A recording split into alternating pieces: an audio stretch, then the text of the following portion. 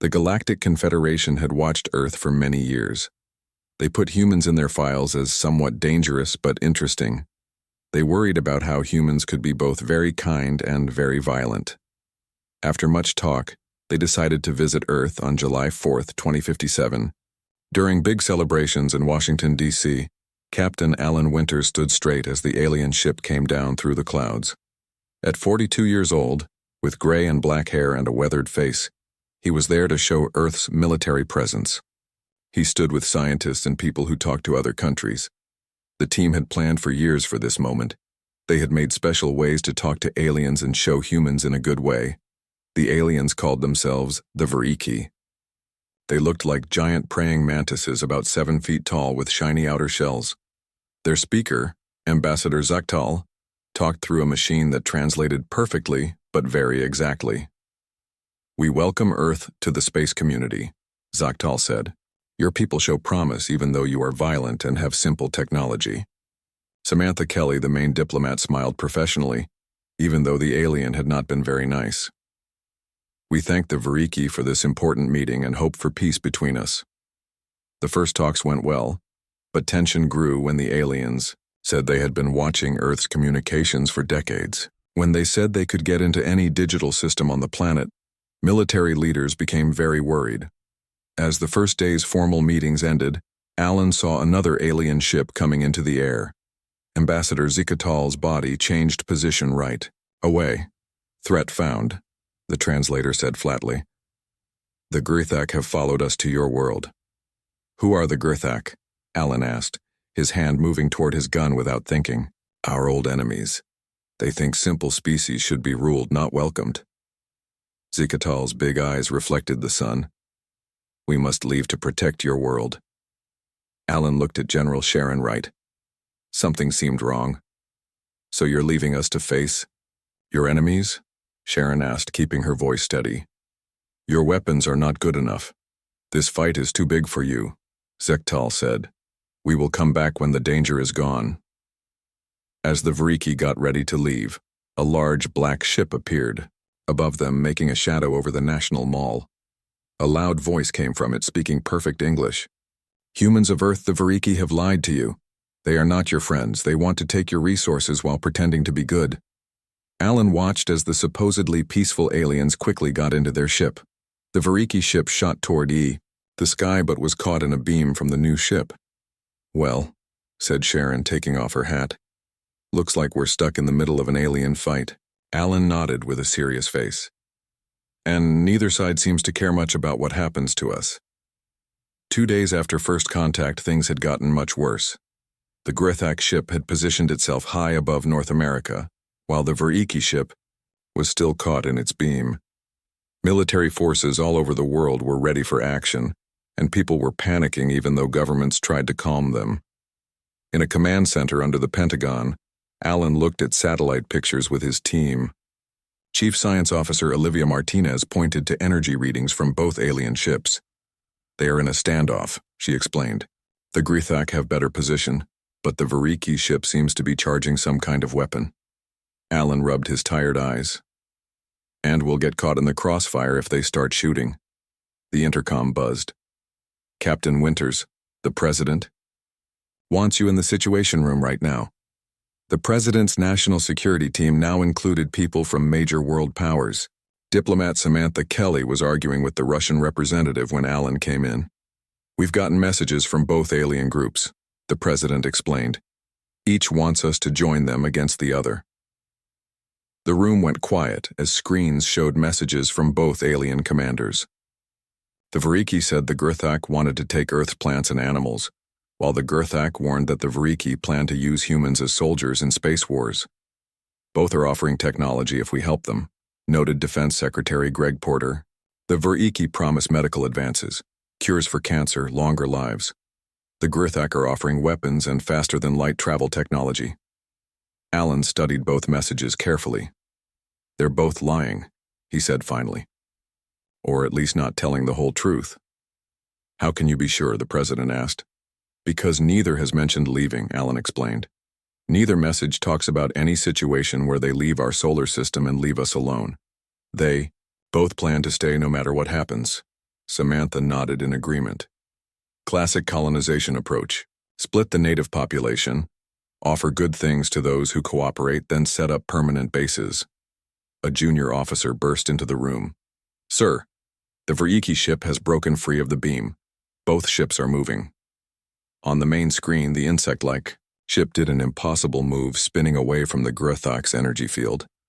Moments later, a bright flash came from the Veriki ship, hitting the larger Gruthok ship. They're fighting, Alan said as everyone watched the alien ships exchange fire above Earth. The president's face was grim. If those ships start falling from orbit, the first pieces hit the atmosphere 30 minutes later, creating bright light. Shows across the northern half of Earth. Most burned up, but larger pieces survived. Reports of impacts in remote areas began coming in. Canada, Siberia, Northern Europe. Then the Gruthok sent their final demand. Help us capture the Veriki ship or we will target human cities. They wouldn't, Samantha whispered. Alan's expression darkened. They would. They're treating us like game pieces. The situation reached a breaking point when a Gruthok energy weapon fired at the Veriki ship missed and hit downtown Ottawa instead. The explosion destroyed 6 city blocks. In the aftermath, as reports of deaths and injuries came in, Alan found himself in an emergency meeting with military leaders from 20 nations. We didn't ask for this fight, he said to the officers, but it's clear neither alien group respects our right to exist safely on our own planet. General Sharon Wright hit the table with her fist. I've got pilots ready to fly, but our normal weapons can't get through their shields. A scientist from India's space program raised his hand. Actually, we may have a choice. The technology the Veriki showed us yesterday revealed weak spots in their sensor systems. Alan leaned forward. Go on. Both species rely heavily on quantum-entangled communication. If we could disrupt that, we'd need to get close, Sharon pointed out.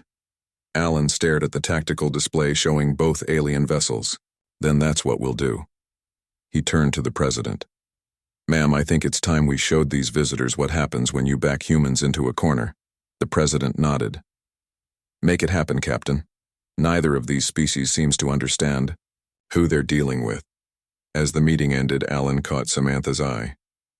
Talking has failed, he said quietly. She smiled grimly. Then it's time for the Gruthok and Veriki to learn an important lesson about humanity. What's that? We don't like being threatened on our own planet. The next 3 days saw the most united global effort in human history. Military forces from all over the world worked together under a quickly formed United Earth Defense Command, with Captain Alan Winters helping plan the tactics. Scientists worked day and night, studying the little data they had on both alien ships. In a changed NASA building in Houston, Alan stood in front of a model of the experimental craft they had designed. They used parts from a damaged Veriki scout ship that had crashed in Belarus. It won't win any beauty contests, Chief Engineer Pete Coleman said, pointing to the cobbled-together craft, but it will get close enough to use the disruptor. The vessel, called Operation Hornet's Nest, combined human space technology with alien power systems. It couldn't match the aliens for speed or firepower, but it had one advantage. Both the Gruthok and Veriki thought human technology was too simple to be a threat. The stealth abilities should keep us off their sensors until we're right next to them, Olivia Martinez explained.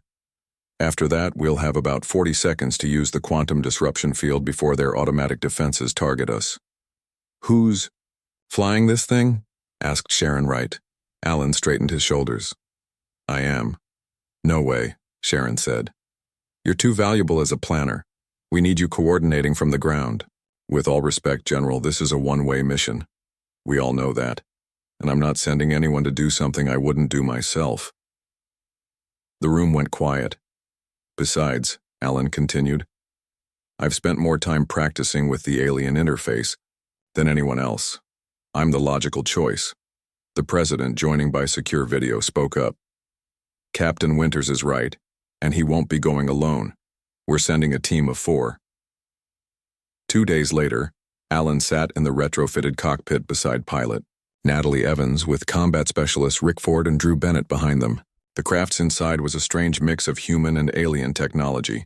with floating displays over normal controls. "This feels like strapping ourselves to a bomb," Rick said, adjusting his harness. "In a way it is," Alan replied. "But it's our bomb." Launch happened at 3 a.m. from a secret location in the Nevada desert. The craft, officially named XCV-1 but nicknamed Hornet by the crew, rose silently into the night sky using alien propulsion systems. "Approaching the upper atmosphere," Natalie reported calmly. "No sign they've detected us." Above them, the two alien vessels continued their battle in orbit, occasionally firing weapons that lit up the upper atmosphere. Neither seemed to notice the small human craft rising toward them. At 80,000 feet, Alan activated the quantum disruption device, a creation made by the combined efforts of scientists from 37 countries working non-stop. "Disruptor charging," he announced. "Remember, we need to get within 1 kilometer of the Grthak command module for maximum effect." Natalie nodded, her hands steady on the controls. "Just get us close, and we'll make these bullies regret threatening our planet." As they passed 100,000 feet, Alan's communications device activated. Samantha Kelly's voice came through clearly. "Alan, we've caught communications between the vessels. Something's changed. They're negotiating." Alan frowned. "Negotiating what?" "We think they're discussing how to divide Earth between them. The Freaky would take the northern half, the Grthak the southern." Rick swore loudly. "So they were playing us against each other while planning to cut up our planet all along?" "Looks that way," Samantha confirmed. "How soon can you use the disruptor?" Alan checked the status indicators. 20 minutes to best range, but if they've stopped fighting each other, they might notice us." Natalie finished grimly. The warning lights flashed red almost immediately. "We've been detected," Drew reported. "Both vessels are powering weapon systems." Alan made a quick decision. "New plan. We're not waiting. Natalie, full speed toward the Grthak vessel. Rick, Drew, ready all conventional weapons." "Sir?" Natalie questioned. "The disruptor isn't fully charged." "We don't have a choice. If we're going down, we're taking them with us." Alan opened the general frequency. "This is Captain Alan Winters of Earth to all alien vessels. You have violated our territory and threatened our people. We will not be colonized, divided, or conquered." The Hornet sped toward the larger Grthak ship, its engines pushing well beyond safety levels. "They're firing," Drew warned. Natalie performed evasive moves that should have been impossible in Earth's upper atmosphere, the alien propulsion technology allowing the craft to move in ways no human vessel could. "Ever seen those videos of Hornets attacking much larger predators?" Alan asked as they narrowly avoided an energy blast. "They may be smaller, but they're a lot meaner when their nest is threatened." As energy weapons from both alien vessels aimed at their position, Alan activated the still-charging disruptor. "It's not at full power," Olivia warned through the comms. "It'll have to be enough," Alan replied, "because humanity just decided to hold Earth's beer and show these aliens what happens when you threaten our home." The quantum disruptor activated with a silent pulse that rippled through space, momentarily distorting the view outside the Hornet's windows. Though not fully charged, its effect was immediate and dramatic. Both alien vessels shuddered as their quantum-entangled communication systems failed. Secondary explosions bloomed across the hull of the Grthak ship as power surges cascaded through its systems. "It worked!" Olivia exclaimed through the comms. "Their shield harmonics are destabilizing." Alan gripped his seat as Natalie executed another impossible maneuver, bringing them alongside the now vulnerable Grthak vessel. "All Earth Defense Forces, this is Captain Winters. Alien defenses are compromised. Begin Operation Swarm." Around the world, military forces that had been on standby launched their coordinated attack. Fighter jets armed with hastily adapted missiles rose from bases on every continent. Naval vessels fired specially modified cruise missiles. Even civilian satellite companies had repurposed their equipment to broadcast interference patterns that further disrupted alien sensors. None of these weapons would have been effective against the aliens' shields, but with those defenses compromised, humanity's primitive weapons suddenly became very relevant. "This is for Ottawa," Natalie muttered as she lined up the Hornet for an attack run on the Grthak's main propulsion system. On the ground, Samantha coordinated with international leaders. Both alien vessels are trying to retreat to higher orbit, but their navigation systems are compromised. They can't jump to faster-than-light travel without stabilizing their quantum fields. The president's voice was firm. Don't let them escape. If they report back to their civilizations, we could face full-scale invasion forces. The space around Earth became a battlefield, unlike anything in human history. The Veriki vessel, smaller and more maneuverable, attempted to flee toward the moon, only to be intercepted by a squadron of experimental space fighters launched from a secret orbital platform. "We've boarded the Girthak vessel," reported Commander Joe Russell of the Multinational Space Force, meeting resistance but pushing toward their command center. Alan and his team focused on disabling the ship's remaining weapons. "Target that artillery emplacement," he directed, pointing to a glowing node on the alien hull. As Rick deployed precision munitions, a communication came through on all frequencies, a desperate message from both alien commanders. "Stop fighting," demanded the Girthak leader. "You do not understand the consequences of your actions." "We understand perfectly," Alan responded. "You threatened our planet, killed our people, and planned to divide our world between you. Now you're seeing the consequences." The Veriki commander's translated voice sounded panicked. "Your species was classified as pre-spacefaring and technologically limited. This response is unexpected." Alan couldn't help but smile grimly. "You should have done better research." The tide turned definitely when Joe Russell's team took control of the Girthak vessel's command center. "We've captured their leader," he reported, "and accessed their navigation systems. The Veriki ship is trying emergency faster-than-light activation," warned Olivia from Mission Control. "If they succeed, they'll alert their civilization." Alan turned to Natalie. "Can we intercept?" She studied the tactical display, then nodded. "If we push the engines to the limit, maybe, but we'd be flying directly through their weapon paths." "Do it." The Hornet shot toward the fleeing Veriki vessel, taking multiple hits from the aliens' still working defensive weapons. Warning lights flashed across the console as systems began to fail. "Structural integrity at 62%, Drew reported calmly. "One more direct hit and we're done." "We won't need another hit," Alan said, activating the comms. "Attention, Veriki vessel. We have captured the Girthak command ship and accessed their weapon systems. Stand down immediately or we will destroy you." There was a pause before the Veriki commander responded. "Humans are bluffing. Your species lacks the technical knowledge to."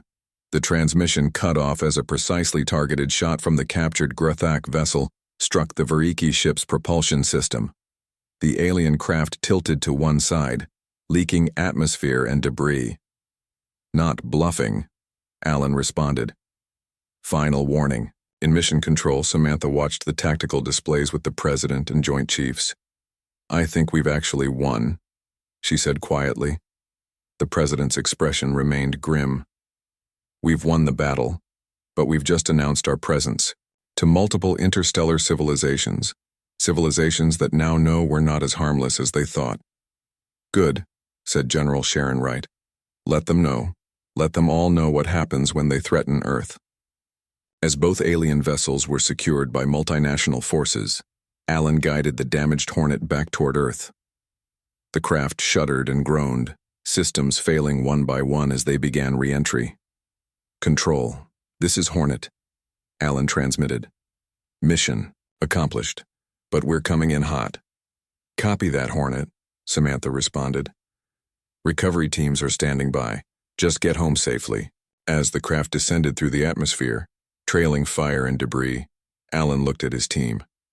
Natalie focused intently on the controls, Rick and Drew monitoring failing systems with professional calm.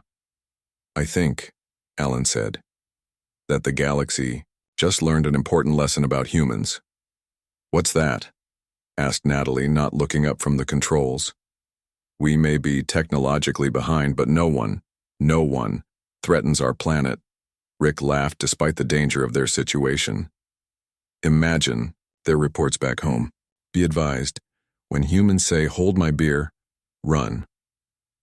The Hornet crashed more than landed at a military base in Arizona. Recovery teams rushed to extract the crew from the smoking wreckage.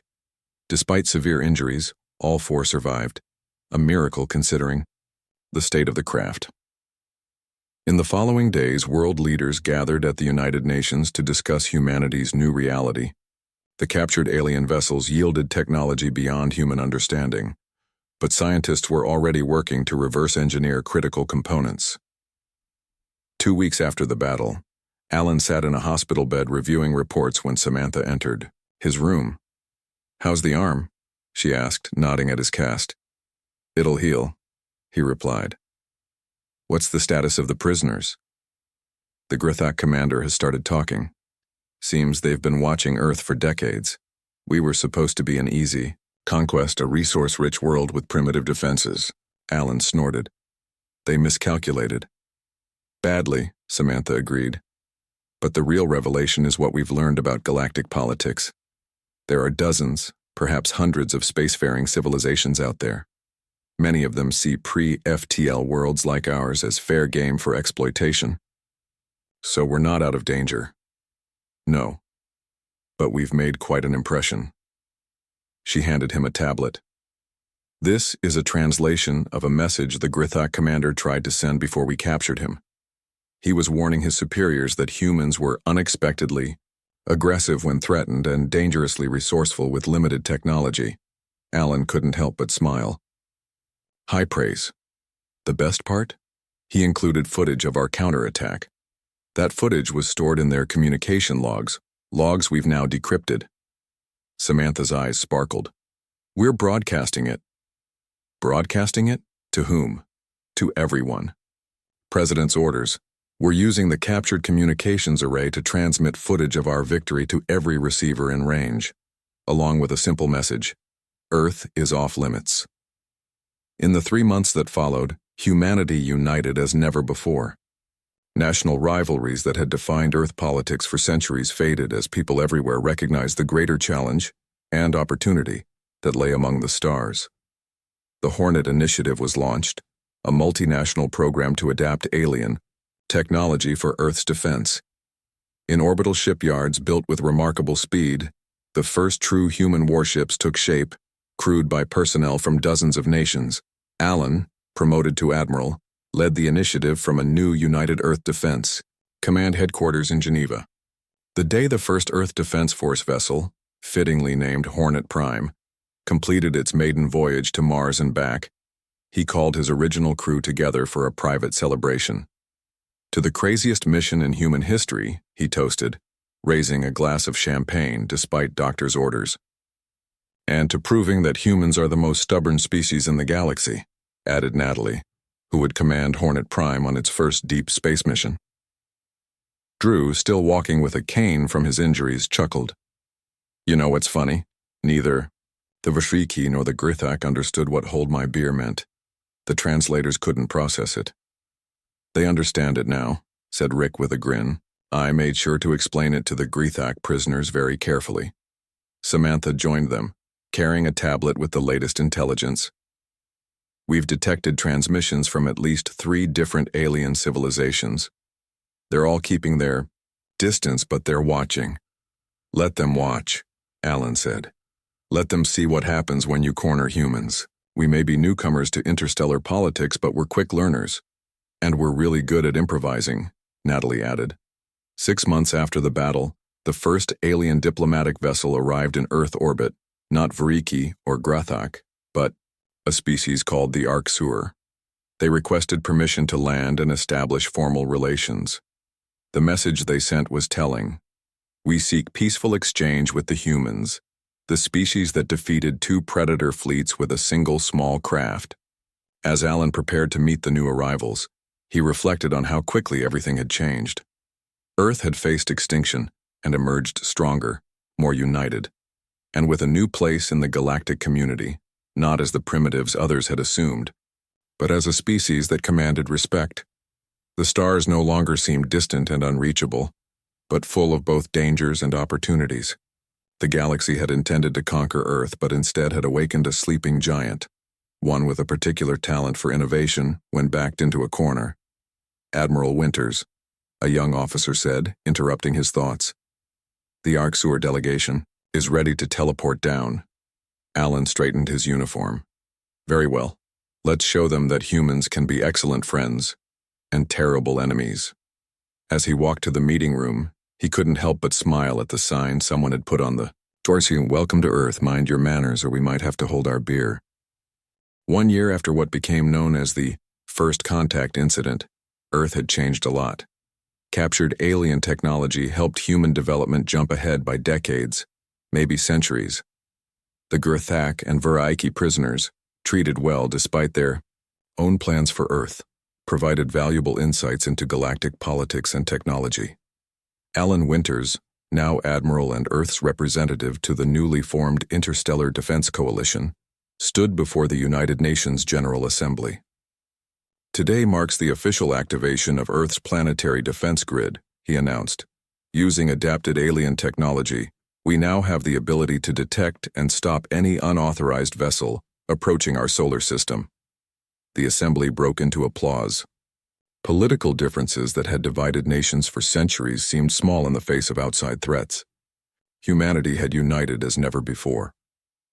In a secure facility under the Rocky Mountains, Samantha Kelly supervised the diplomatic team working with alien representatives who had arrived in the months following the incident. Not as conquerors, but as messengers seeking peaceful relations with this surprisingly strong species. The Arcturian delegation is requesting more cultural exchange opportunities, reported her assistant. They seem particularly interested in human music and art. Samantha nodded. Approve it, but keep standard security protocols. We're still learning who we can trust out there. The most remarkable development was the Hornet Initiative, a fleet of advanced spacecraft combining human ingenuity with alien technology. The first vessel, commanded by Natalie Evans, had already completed a successful mission to Mars, reducing travel time from months to days. In a small ceremony at the White House, the president presented Alan, Natalie, Rick, and Drew with the newly created Earth Defense Medal. 1 year ago, these 4 individuals took an extraordinary risk to protect our planet, she told the gathered dignitaries. Their courage changed the course of human history and our place in the galaxy. After the ceremony, Alan found himself alone with Olivia Martinez on the White House balcony, looking up at the night sky, now known to be filled with civilizations, some friendly, many not. The Veraiki ambassador mentioned something interesting. Today, Olivia said. Apparently, word of what happened here has spread throughout nearby sectors. Several aggressive species have actually changed their expansion plans to avoid Earth. Alan raised an eyebrow. Really? Why? The phrase, "hold my beer," has entered their language, untranslated. It's become shorthand for humans are about to do something crazy and effective, so stay out of their way. Alan laughed. Of all the cultural exchanges we could have shared with the galaxy. It fits, though, Olivia replied. That moment when you hand your beer to a friend before doing something either very brave or very stupid. That's humanity in a nutshell. Below them, the lights of Washington, D.C. sparkled, a small reflection of the cities across Earth now working together toward a common future. Construction of the first true interstellar vessel was underway in orbit, crewed by an international team and scheduled for launch within months. The Gurthak prisoner I interviewed yesterday said something profound, Alan said after a moment. He told me they had hundreds of civilizations categorized as pre-spacefaring like we were, but in all their history of contact, no species had ever gone from atmospheric flight to capturing 2 advanced alien warships in the same day. We're full of surprises, Olivia agreed. That's what worries the galactic community. But also, what's earning their respect? Alan gazed upward. We're not just seen as dangerous anymore. We're seen as unpredictable in a way that demands caution. 2 days later, Alan boarded Earth's first diplomatic vessel bound for the Galactic Confederation's nearest outpost.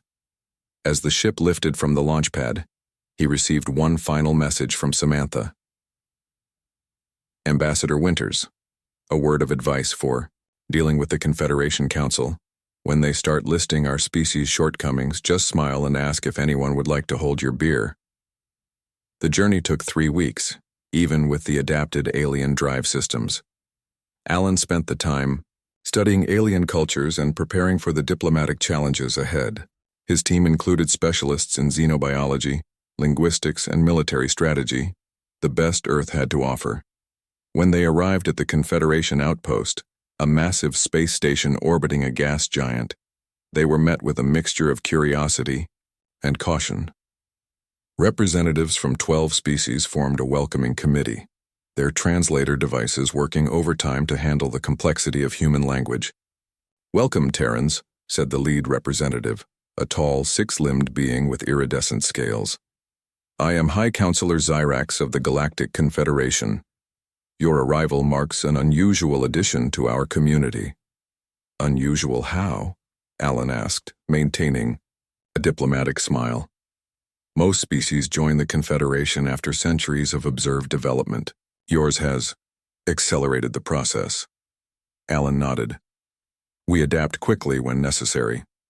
The tour of the station revealed technological marvels beyond anything humans had achieved, even with their newly acquired knowledge. Alan's team tried not to appear too impressed, but their wonder was difficult to hide. At the formal reception that evening, Alan found himself cornered by a group of military officials from various species. Their questions were pointed and sometimes uncomfortably direct.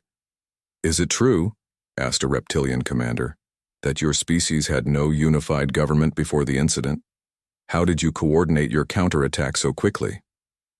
"We're good at setting aside differences when faced with a common threat," Alan explained. "And the Hornet vessel," added another. "Our analysts cannot understand how such a primitive craft penetrated both Veriki and Grithak defenses." Alan smiled. "Sometimes, the best approach is the one your opponent doesn't expect." The gathering fell silent as a tall, mantis-like figure entered, a Veriki diplomat. Alan felt a surge of tension, but maintained his composure as the alien approached. "Admiral Winters," the Veriki said, its translator rendering the clicks and chirps into smooth English. "I am Chirizik, new ambassador from the Veriki Collective. We have much to discuss." "Indeed we do," Alan replied evenly. "Starting with reparations for Ottawa." The alien's compound eyes reflected the station's lights. "The actions of our previous leadership were regrettable. The collective wishes to establish new relations based on mutual respect." "Respect born of fear is still respect," observed the reptilian commander. "Not fear," Chirizik corrected. "Recognition. The Terrans have proven themselves worthy of recognition." Later, in a private meeting with the Confederation Council, Alan presented Earth's formal request for alliance status. The response was not what he expected. "The Confederation does not typically ally with species at your development level," explained High Counselor Xyrax. "However, your demonstrated capabilities suggest an exception may be warranted." "What kind of exception?" Alan asked. "Provisional membership, with full technology exchange and defense agreements. In return, we ask only that Earth share its unique perspective on problem-solving." Alan raised an eyebrow. "Our perspective?" Xyrax made a gesture his translator indicated was equivalent to a smile. "Your species has a remarkable ability to find unconventional solutions. Or as your saying goes, to hold your beer and do the unexpected." As negotiations continued over the following days, Alan realized something profound. Humanity's greatest asset in the galactic community wasn't their newly acquired technology, but their adaptability and determination. What the aliens considered unpredictable and chaotic, humans called innovation and courage. When the treaty was finally signed, establishing Earth as the newest member of the Galactic Confederation, the document included a unique clause. Earth would serve as the Confederation's rapid response and innovation consultant in crises. As Alan prepared to return home with the historic agreement, High Counselor Xyrax offered a parting observation. "Your species has achieved in 1 year what most take centuries to accomplish. The galaxy will never be the same." Alan smiled. "We're just getting started." 5 years after Earth joined the Galactic Confederation, humanity had become an important part of interstellar society. Earth ships now traveled to distant stars, and humans worked alongside aliens on various projects throughout the galaxy. Admiral Alan Winters, now serving as Earth's ambassador to the Confederation, stood on the observation deck of the massive space station Harmony. The station orbited a beautiful blue-green planet called New Terra, the first Earth colony beyond the solar system. "Quite a view, isn't it?" said Samantha Kelly, who had joined him as head of diplomatic relations. She had aged gracefully, her once brown hair now streaked with silver. "Sometimes I can't believe how far we've come," Alan replied. 10 years ago I was a captain worried about earthbound threats. Now we're establishing colonies on distant worlds. Below them, the colony was growing quickly. Already home to 20,000 humans and several hundred alien partners, New Terra represented humanity's first step toward becoming a true multi-planet species.